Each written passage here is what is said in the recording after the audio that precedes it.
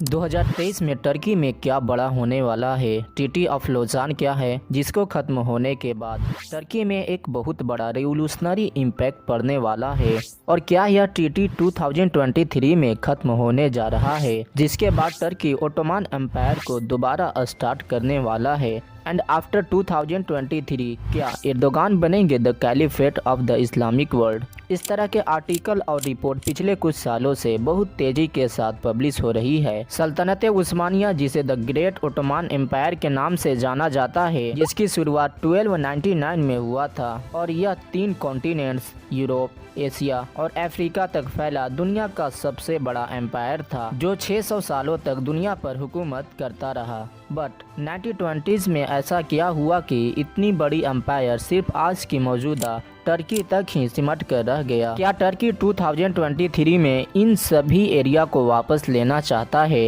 And why 2023 is most important for Turkey. इन सभी सवालों का जवाब जानने के लिए हमें हिस्ट्री में 100 साल पीछे जाना पड़ेगा। इसकी शुरुआत होती है वर्ल्ड वॉर 1 से। बेसिकली वर्ल्ड वॉर 1 1914 से लेकर 1918 तक चलता रहा। यही वह टाइम था कि जब ओटोमान एम्पायर कमजोर पड़ने लगी। वर्ल्ड वॉर 1 यानी 1914 से पहले तक ओटोमान एम्पायर की boundaries Syria, Iraq, Saudi Arabia, Egypt, Libya, फिलिस्तीन और बुल्गारिया तक फैला हुआ था। बट 1920s आते आते यह एम्पायर सिमटने लगा। वर्ल्ड वॉर 1 में एलाइज कंट्रीज ने ओटोमान एम्पायर को कमजोर पड़ने पर इनकी चारों तरफ के एरिया को ऑक्यूपाई कर लिया। एंड 10 अगस्त 1920s को सभी एलाइज कंट्रीज, जिनमें ब्रिटिश एम्पायर, फ्रांस, इटली और जापान शामिल थे, इन्होंने ओटोमान एम्पायर के साथ एक पीस ट्रीटी साइन किया, जिसे ट्रीटी ऑफ सव्स कहा जाता है। But after few months Turkish people ने एक violence war of independence start कर दिया, क्योंकि टर्किश पीपल ने इन बाहरी देशों को अपने लैंड्स पर नहीं देखना चाहते थे। यही वजह थी कि इस वार में आम टर्किश लोगों ने एक बहुत बड़ी स्केल पर फ्रांस, ग्रीस और इटली के अगेंस्ट लड़कर अपनी चारों तरफ के बहुत सारे एरिया को वापस कैप्चर कर लिया। 24 जुलाई 1923 को मुस्तफ़ा कमाल अतातुर्क और एलाइड कंट्रीज ने मिलकर एक ट्रीटी साइन किया, जिसे ट्रीटी ऑफ लोजान कहा जाता है। इस ट्रीटी का डिटेल्ड हम लोग वीडियो में आगे जानने वाले हैं। इस ट्रीटी के अकॉर्डिंग टर्की अपने बाउंड्रीज को आगे नहीं बढ़ाएगा। After that Mustafa Kemal Ataturk modern Turkey के प्रेसिडेंट बने। अतातुर्क ने टर्की को सेक्युलर और मॉडर्न स्टेट डिक्लेयर कर दिया। But during this time Kemal Ataturk ने सारे इस्लामिक लॉज को खत्म कर दिया। औरतों को अस्काप पहनने पर बैन लगा दिया। मस्जिदों को गवर्नमेंट के अंडर दे दिया। एंड टर्की में अल्कोहल पीना अलाउ कर दिया।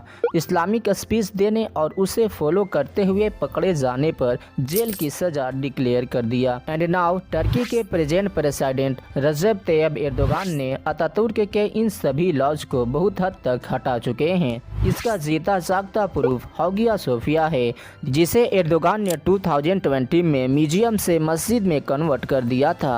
1938 में कमाल अतातुर्क एक्सपायर हुए। एंड 1939 से 1945 तक यानी वर्ल्ड वॉर 2 के दौरान टर्की न्यूट्रल रहा। 1952 में फॉरेन पॉलिसी की वजह से टर्की नेटो ग्रुप का मेंबर बना। 1960s में आर्मी ने डेमोक्रेटिक पार्टी को हटाकर देश में मिलिट्री पावर को लागू कर दिया। 1971 मिलिट्री का शासन। 1980s और 1997 तक देश में मिलिट्री का शासन रहा। 1994 से 1998 तक रजब तैयब एर्दोगान टर्की के शहर इस्तांबुल के मेयर बने। ड्यूरिंग दिस टाइम इस्तांबुल की कंडीशन बहुत खराब थी। चारों तरफ corruption, unemployment, water problem, high pollution, bad traffic condition, इस तरह के सभी प्रॉब्लम इस्तांबुल में आम हो चुकी थी। बट रजब तैयब एर्दोगान ने इस्तांबुल को 4 साल में एक डेवलप और क्लीन सिटी में कन्वर्ट कर दिया।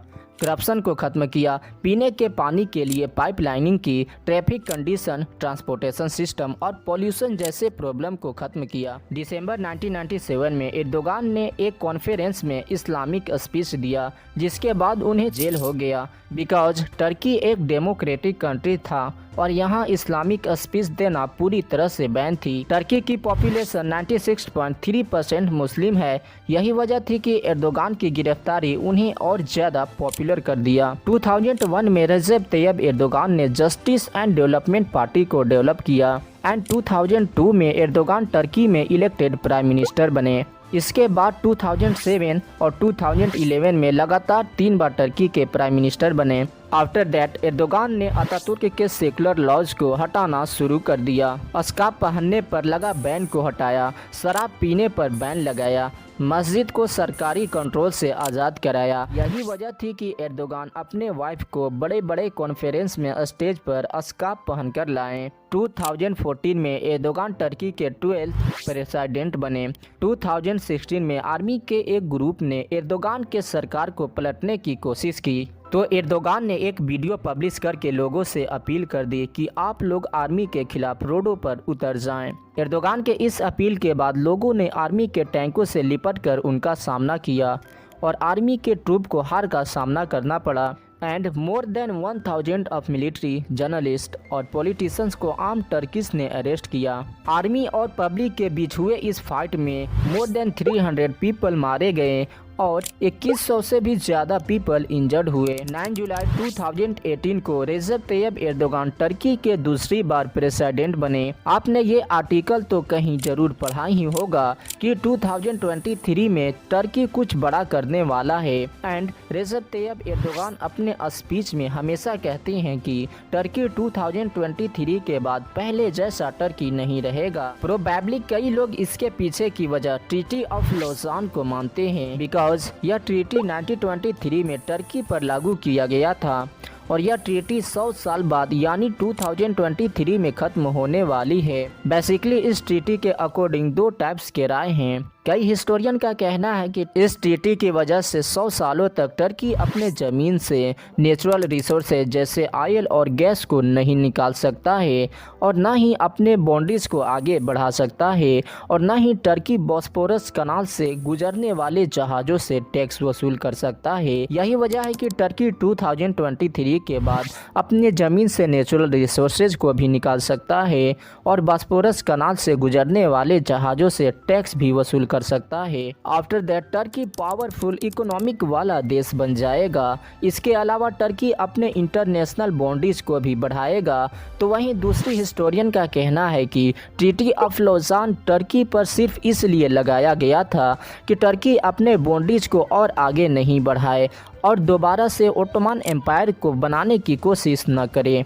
इन 2 टाइप्स के हिस्टोरियन के बारे में आपको क्या कहना है? अपनी राय कमेंट बॉक्स में ज़रूर दें। एंड नाउ 14 मई 2023 को टर्की में जनरल इलेक्शन होने वाली है और अगर इस इलेक्शन में एर्दोगान की पार्टी जीतती है तो मे भी टर्की में कुछ बड़ा देखने को मिल सकता है और हो सकता है टर्की खुद को डेमोक्रेटिक कंट्री से इस्लामिक कंट्री होने को डिक्लेयर कर दे।